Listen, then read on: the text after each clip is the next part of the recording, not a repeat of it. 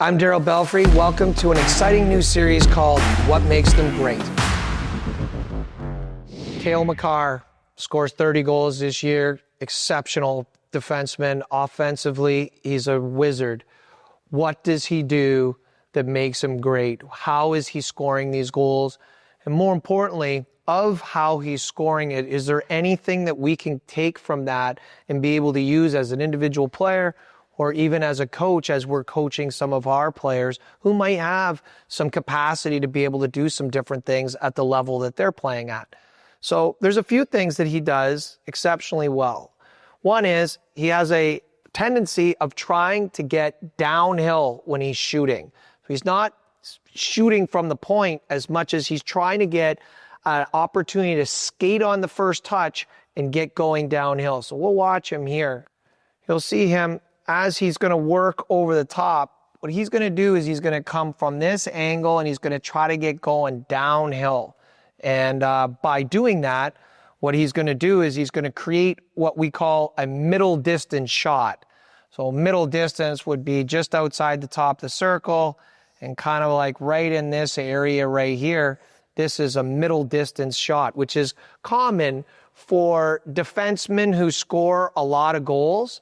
They tend to score those goals from, the majority of them are scored from middle distance. So if you want to score from middle distance, you have to be able to skate on touch and find your way into these areas. So this is what he does.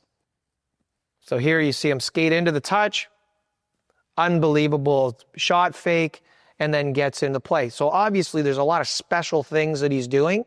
It's how he gets into those places. That's what we can get. Now, once the player's in there, you know, not every one of them is going to have a crazy good shot fake like that pulls themselves laterally and creates an unbelievable shot. But we can get players into those situations.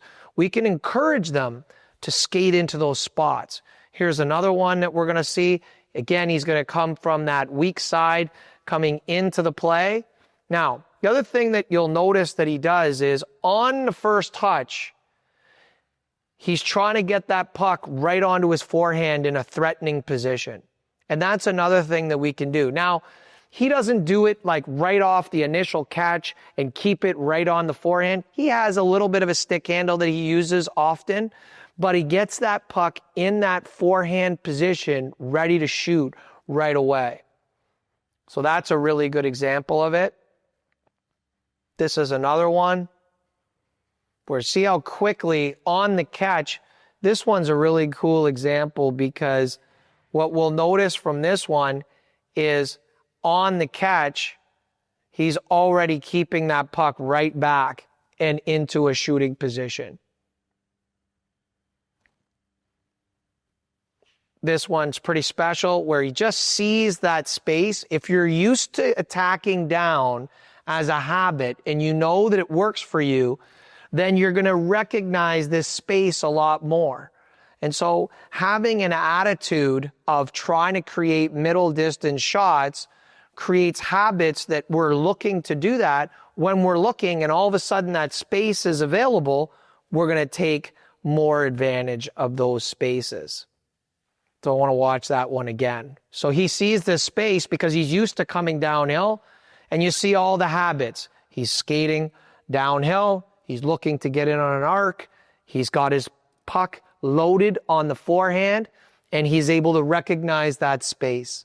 Just an exceptional job. So if we're coaching a player, then what are the key takeaways for these types of plays?